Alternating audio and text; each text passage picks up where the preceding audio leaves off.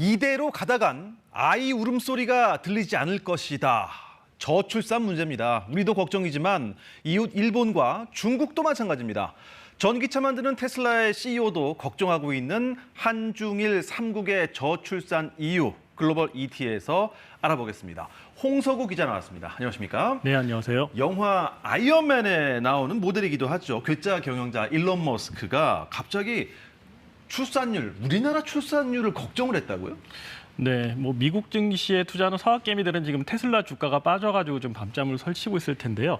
정작 머스크의 고민은 우리나라 인구라고 합니다.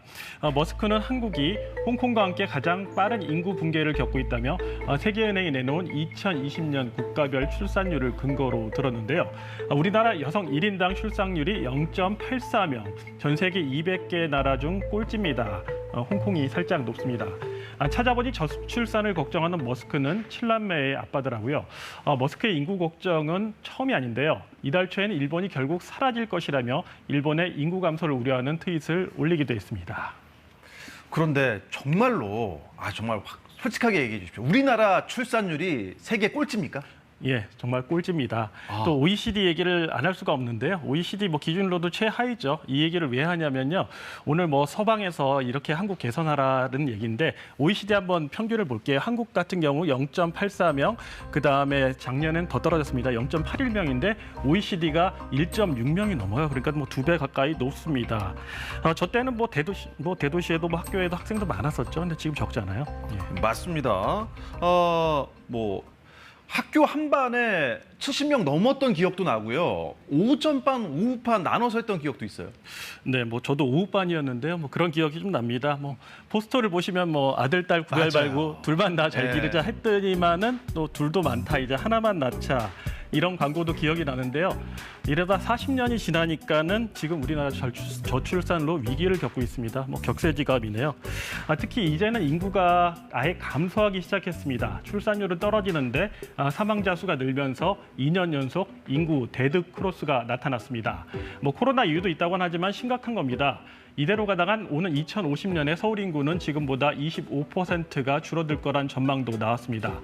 일부 지방 도시들은 앞으로 30년 후에는 15살에서 64살 사이에 일할 사람이 지금의 절반이 될 거라고 하네요. 엄청 줄어듭니다. 그러면 30년 이후에는 글쎄요, 직장 걱정보다도 집 걱정, 내 집 마련 걱정은 좀 안 해도 되는 거 아니겠습니까?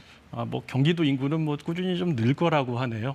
근데 지금은 현재 집값 때문에 결혼도 안 하고 결혼을 안 하니까 출산율도 낮아지는 건데요. 아시아에서 좀 산다는 나라들 다 비슷하다고 합니다. 일본을 볼까요? 일본의 합계 출산율은 2020년 기준 1.34명, 중국도 일본과 비슷합니다. 싱가포르, 타이완도 30년 전과 비교하면 출산율이 뚝 떨어졌는데요. 이렇게 저출산의 이유를 서양에서는 이렇게 분석했습니다. 영국의 경제주간지 이코노미스트는 아시아 나라들에게서 3가지 공통점을 발견했다고 하는데요.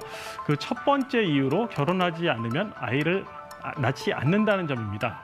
서방 같은 경우는 미혼 여성 출산율이 30%에서 많게는 60% 정도라고 하네요. 근데 한국과 일본은 2% 정도입니다. 물론 우리나라에서는 아직 쉽지 않은 문제입니다. 법과 제도, 사회적 편견 등이 있으니까요. 일본과 중국에 대해서도 마찬가지겠죠. 이 이유를 첫 번째로 봤습니다. 두 번째는 비싼 교육비인데요.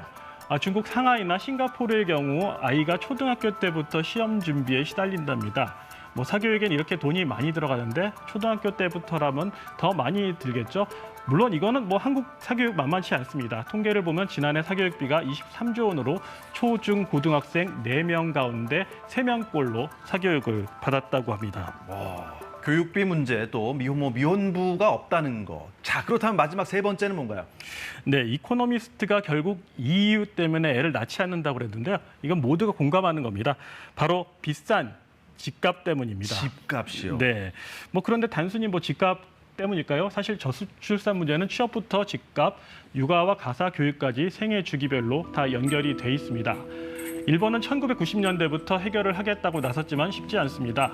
15살 미만 어린이 인구가 41년 연속 줄었고요. 급기야 일본 정부 이런 해법까지 내놨습니다. 인공지능으로 호감을 느낄 만한 사람을 중매해주는 서비스까지 내놓은 건데요. 그런가 하면 영국의 BBC는 일본 여성들의 독박 육아를 원인으로 짓기도 했습니다.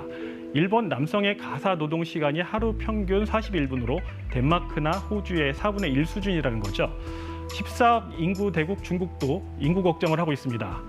지난해 출생률이 1949년 건국 이후 최저치라는데요. 산하 제한을 강력히 하던 중국 정부가 이제 세 자녀까지 허용했지만 소용이 없었던 겁니다. 전문가들은 워킹맘들의 가사와 양육을 위한 정부의 지원 부족을 여성들이 출산을 꺼리는 더 큰 원인으로 지목하고 있습니다. 글쎄요, 이 팍팍한 현실 때문에 아이를 갖지 않겠다는 건 한중일 모두 같아 보입니다. 아쉽습니다. 네, 홍서우 기자 잘 들었습니다. 고맙습니다.